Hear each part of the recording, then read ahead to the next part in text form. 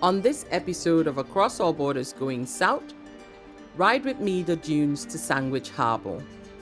The Sandwich Harbour tour can be started in Swakopmund or in Walvis Bay. I started my tour in Swakopmund. It was part of a full-day tour, half-day dolphin cruise and half-day Sandwich Harbour tour. If you'd like to know more about the dolphin cruise, check out the link on the right side.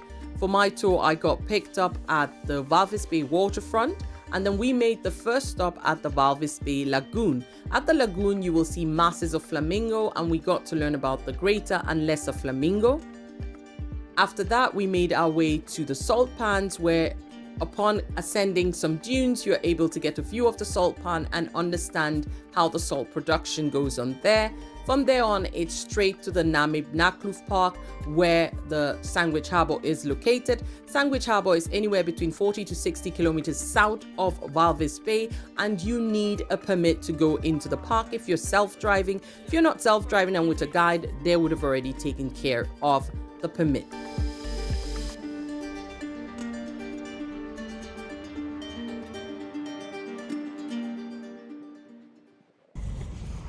Oh, so it's not fully flat. You just make it soft. Yeah, half of the maximum you have to take out. Okay. So I normally pump them up at 2 bars and I bring it down to 1. To 1. But when I deflate them now, I bring it down to 0.9, because when you drive, because of the friction, your tires heat up and they have a tendency of inflating themselves to a bar or 2, which is still recommended for driving in the sand. Okay. If you are going to drive on sand or on the sand dunes, it's important to reduce the air pressure in your tires to allow you drive. Otherwise, you're going to sink into the sand dune. So that's what Maris is doing right now. The tire is usually pumped to 2, but we're reducing it to 0.9.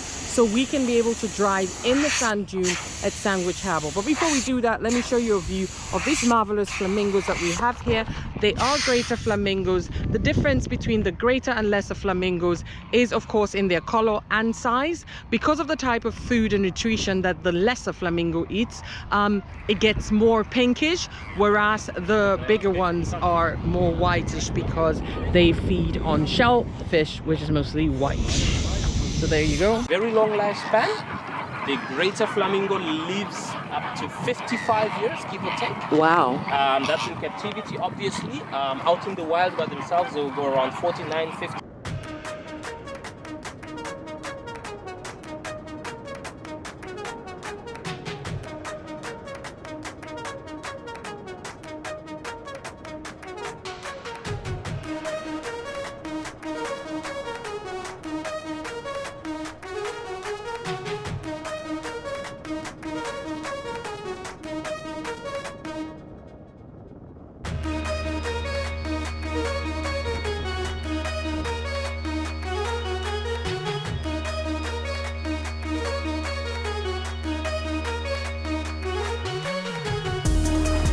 Let's do this.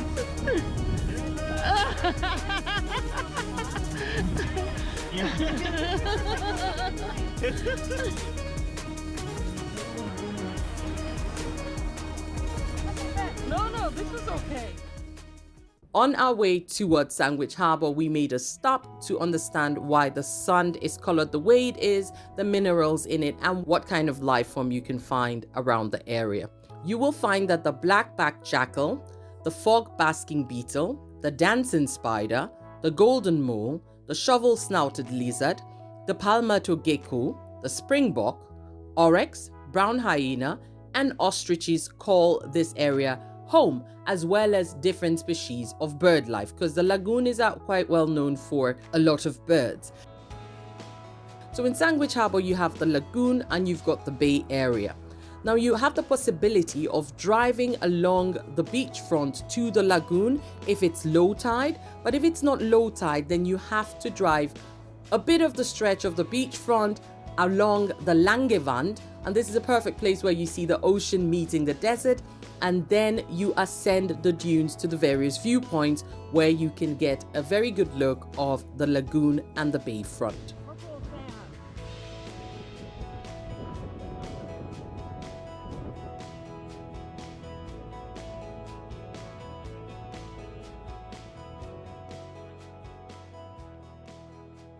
Running like a bushman on top of the sand. Yeah, it's a good conductor. Paparazzi waiting. Yeah. Oh, this is so cool. Wow.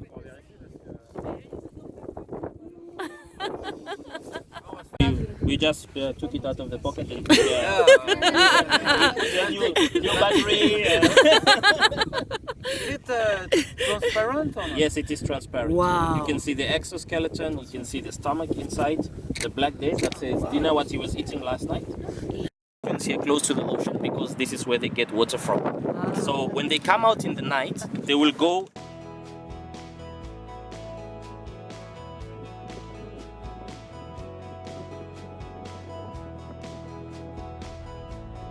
When you get to one of the lookout points, there's a break. Your guide makes a break and you can take pictures, take in the whole scenery, and then afterwards ride the dunes, find the perfect spot for lunch, after which you exit the park.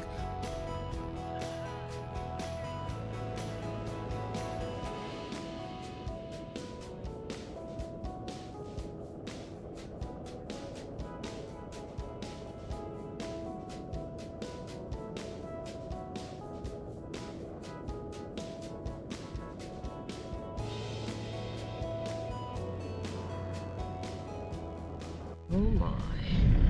Okay, so guys, this is where the ocean meets the desert. It's called Langevand, and as you can see, the water keeps pulling in because it's been low tide for a while, and the water level is actually a bit higher today. So what we're going to do is drive on this side of it as much as we can. If we can get to the Sandwich Harbour, we will get to the Sandwich Harbour using this road. If we cannot, I guess we go up the dunes, I don't know, but we will definitely be going back using the dunes. But this is absolutely gorgeous. It's beautiful because you are experiencing what actually happens here on a daily basis. And look at that, look at the dune on the left hand side. It is absolutely gorgeous. Now we're going to wait for the water, going to wait, and then we make a run for it. This is awesome. By the way, if something happens, don't try to swim or cross, just climb on the dune. It's much safer. I was just going to ask if people surf here or not. Yeah, there's a place where they went kayaking this morning. There's a place called Donkey Bay, and in Donkey Bay you get the longest wave in the world. Wow. Oh, so cute. Okay, we're in the safe zone now. Yeah? Yeah, we're in the clear. How do you, because there's more space between us and the water? Because there's more Okay. space between us and the water.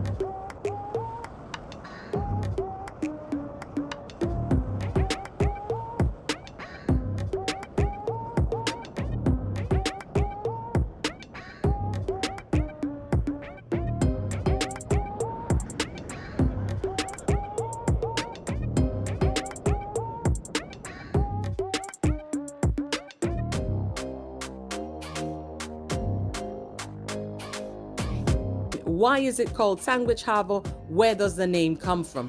Some people say the name comes from a whaling ship that actually worked around that port because it used to be a mid-sized port back in the days. In 1780s, there was an Englishman that had a whaling ship called Sandwich, and some say the name comes from there. Others say the name comes from the German word sandfisher that can be found in the area. Wherever the name comes from, it's a beautiful place to view, either from on top from the lookout point or directly at the lagoon bays if the tides allow. Les mariés sont comme les deux ailes d'un oiseau qui lui permettent de s'envoler haut dans les airs. Yeah, il y a Boroboto.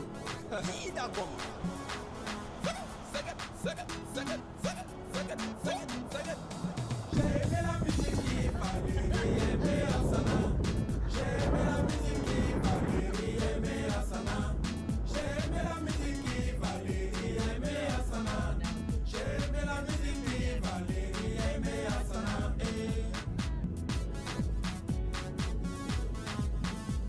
La villa est un choix, mais l'amour est un don. La villa est un choix, mais l'amour est un don. Go for it, look at that. Wow.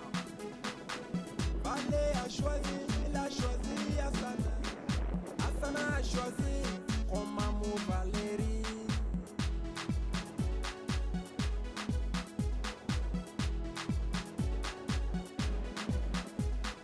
Sekanya na bashamo, ngululubi diro puluyo. Sekanya na bashamo, ngululubi diro puluyo. Asumo, asumo, asumo, analele, asumo, asumo.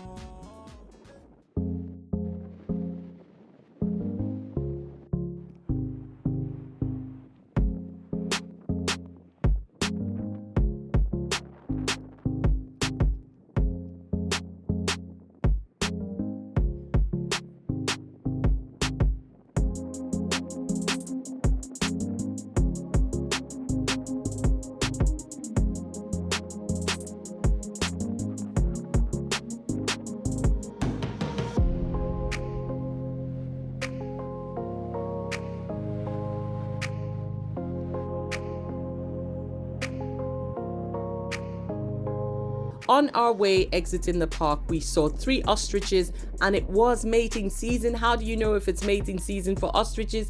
The legs of the male ostrich light up pink and it is interesting to watch them. And that was the end of our tour. Follow me, girls. I got your back. Yeah. Wow. Oh, this is perfect. Oh, mating season. Yeah, man. Yeah, when the legs get like that, it's time for... Let's go touch all of the ladies and you'll see what happens.